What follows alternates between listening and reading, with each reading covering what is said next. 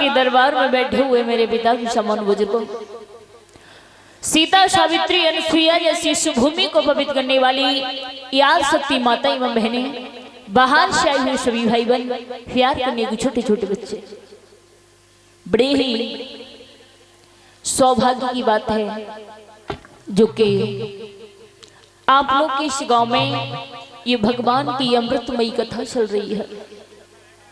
ये जो ज्ञान रूपी गंगा बह रही है और इस ज्ञान रूपी गंगा में सभी भगवान के भक्त आकर के डुबक लगा रहे हैं। क्षमा करना भैया, कहते हैं कि जहां पर भगवान की अमृतमयी कथा हुआ करती है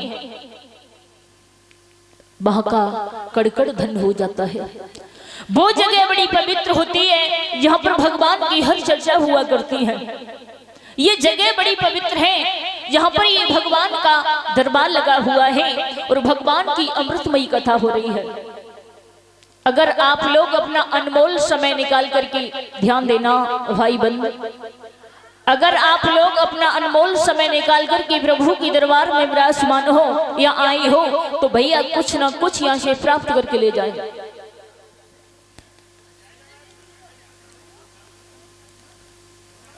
कहते हैं कि जहां पर भगवान की अमृतमयी कथा हुआ करती है वहां के जीव तो धन्य होते हैं, यहाँ तक कि पेड़ पौधे भी धन्य हो जाते हैं, क्योंकि ये भगवान की कथा एक अथाह सागर है। भगवान की कथा कोई ढोला नौटंकी तमाशा नहीं है, ये प्रभु की कथा है और भगवान की कथा तो अनंत हुआ करती है, इसका कोई अंत नहीं होता है।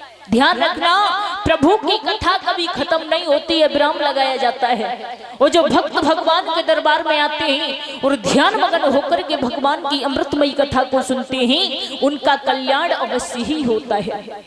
ये वो कथा है, वो सागर है।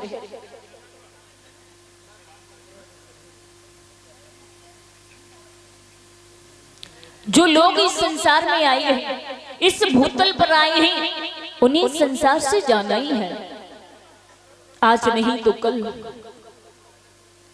जाना सबको है, अमर तो इस संसार में कोई नहीं है।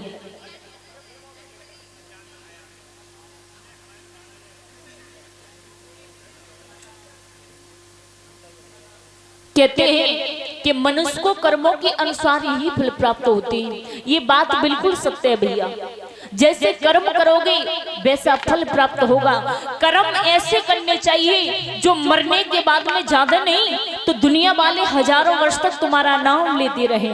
कहते हैं ना कि कई जन्मों के जब पुण्य उदय होते हैं मनुष्य के, तभी ये भगवान की अमृतमयी कथा कराने का मौका मिलता है और सुनने का मौका मिलता है, क्योंकि ये भगवान की कथा हर किसी को प्राप्त नहीं होती है, बड़ी सौभाग्य से सुनने के लिए मिलती है।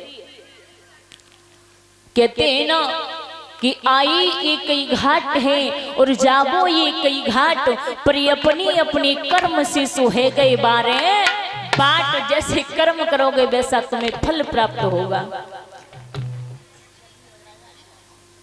भगवान के दरबार में बैठ करके कभी अभिमान मत करो, कभी अपने मन में ये विचार ना करो कि हम इतने बड़े पैसे वाले हैं, हमारा इतना बड़ा परिवार है, हम प्रभु का नाम नहीं लेंगे, जयकारा नहीं लगाएंगे, ताली नहीं बजाएंगे। ध्यान रखना भैया, अभिमान का तो प्रभु सर्वनाश कर देते हैं। गोविंद कहता है प्राणी मैं तो सर्व भाव का भोगा हूँ, एक बार तो तू मुझे बुला करके देख, अगर तेरी जिंदगी ना बदल जाए तो तू कहना। गोविंद कहता है कि भूखा हूँ मैं भाव का और भावी को सारे, प्रेम से बजले मुझे तो भव से बेड़ा पार है।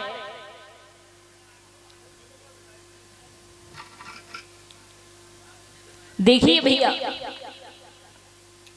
क्या करें, ऐलान हो चुका था मेरा, लेकिन तब तो कहते हैं भगवान के घर की किसी को पता नहीं है, पता नहीं प्रभु पल में क्या कर दे। मेरे नन्हाल में और जब मैं आ रही थी उससे 10-15 मिनट पहले फोन आया तो कोई खत्म हो गया वहां, तो पापा गाड़ी लेकर के चले गए, सब लोग चले गए, लेकिन यहाँ पर ऐलान था इसलिए मुझे आना पड़ा। बाइक से आए तो ठंडे और हो गई, लेकिन कहते हैं ना समय का कोई पता नहीं है, इस संसार में अमर तो कोई नहीं है। आज आप लोग के सामने जो शब्द कह रही हूँ मैं, और मुझे ये पता नहीं है कि कल में रहें या ना रहें, कोई पता नहीं है।